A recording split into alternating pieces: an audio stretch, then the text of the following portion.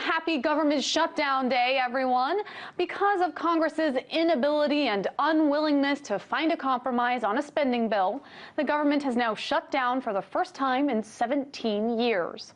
Across the country, over 400 parks and museums have been closed. Over 800,000 people have received furlough notices. NASA has essentially shuttered. The list goes on. 16 hours into the shutdown, and Congress is no closer to a resolution. In fact, we might be moving in the exact opposite direction. The Senate vowed today to reject the House's request to hold formal talks on a stopgap spending bill in a conference committee. That stopgap measure would have been a 6-week spending bill to fund the government, but also keep the debate going, essentially kicking the can down the road. President Obama also weighed in on this shutdown. I will not negotiate over Congress's responsibility to pay bills it's already racked up.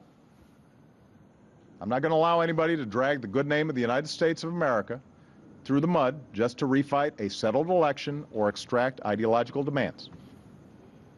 Nobody gets to hurt our economy and millions of hardworking families over a law you don't like. There are a whole bunch of things that I'd like to see passed through Congress that the House Republicans haven't passed yet. And I'm not out there saying, well, I'm going to let America default unless Congress does something that they don't want to do. That's not how adults operate.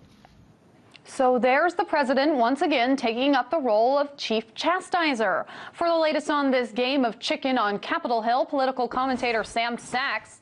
Hi there, Sam. What's going on Capitol Hill? Are we any closer to a compromise? Short answer, no. Shortly after midnight, as you mentioned, Megan, House Republicans sent back a spending bill to the Senate with Obamacare amendments attached to it, and then asked the Senate to hold a conference committee with them to come up with a bill. Now, a conference committee is when the Senate passes a bill and the House passes a bill. Their differences, they come together to work out those differences. Of course, Senate Democrats have been asking for a conference for the past year to get a full budget passed rather than the 6-week spending resolution, and Republicans now have decided to call for this conference after the government is shut down. So the Senate Democrats have said Republicans are being disingenuous here. They rejected the call for conference and stripped out the Obamacare stuff again. So it's back on the House. Now, there are reports that House Republicans might consider another spending bill that keeps the government, opens up the government partially, some parks, some Veterans Administration services. But the Senate Democrats came forward today and said, no, we want a full spending bill. As President Obama said, this is the job of Congress, is to make sure the government stays open and continues its necessary functions. And until Republicans come to the table on that, Democrats aren't going to budge either. So that's where we stand right now, almost into the evening of this first day of a government shutdown. Sam, is there any indication how long this shutdown could last? Have you heard from any Democrats or Republicans about how long they are willing to hold out? Right. Well, it remains to be seen. I mean, we could go back to 95, 96. The government shutdowns didn't really last more than a week there. But of course, this is a different time. There are different issues at stake here, and you have a much more aggressive Tea Party Republican caucus here that seems very much willing to continue this.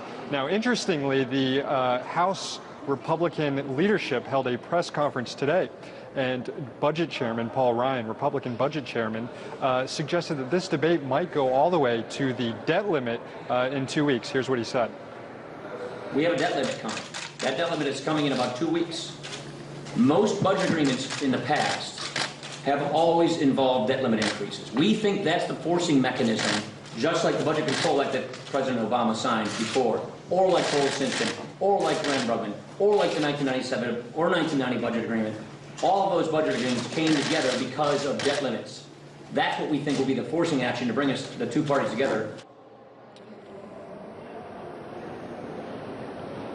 Even that, though, is unlikely to bring the two parties together because House Republicans are, again, trying to attach things related to Obamacare, related to the Keystone Pipeline, to a debt limit increase, that Senate Democrats aren't going to go along with it, and that President Obama again reiterated that he's not going to negotiate over the debt limit. So that has some Republicans coming forward, looking at the situation and saying, look, we fought the good fight, we've lost. That was what Congressman Ringel said this morning, a Republican. We heard Congressman Peter King, another Republican, echo those same sentiments last night. And I caught up with Democratic Congressman Charlie Rangel and asked him what he thinks about these more moderate Republicans coming forward and trying to join Democrats to pass a clean spending resolution. And here's what Congressman Rangel said.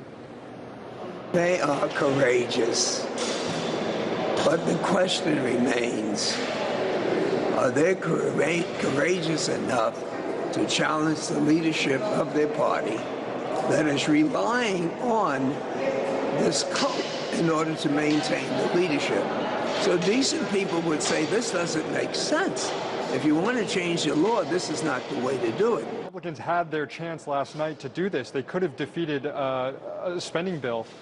Republicans could have defeated a spending bill last night and joined with Democrats to pass a clean bill, but they decided not to. But as the government shutdown continues, you can imagine pressure building more and more on these moderate Republicans to come forward, join with Democrats, and demand that a clean spending bill come to the floor of the House to be passed and reopen the government. And Sam, we have less than a minute left, but what are the economic consequences of a prolonged government shutdown? Well, in 95 and 96, the price tag was about a little over $1 billion. We're seeing something that each day nowadays, it's about a $300 million economic loss when the government is shut down. Moody's estimates that if this persists for another 3 to 4 weeks, we could see $55 billion in economic losses for the United States. So it's not just lost wages that we're talking about, people being furloughed. It's lost business activity, it's lost tourism, and these effects compound week to week. So the longer this goes on, the worse and worse the economic consequences get. That seems to always be the case when you have a threat or a government shutdown, as we indeed do have right now. Political commentator Sam Sachs on the Hill for us. Thank you so much.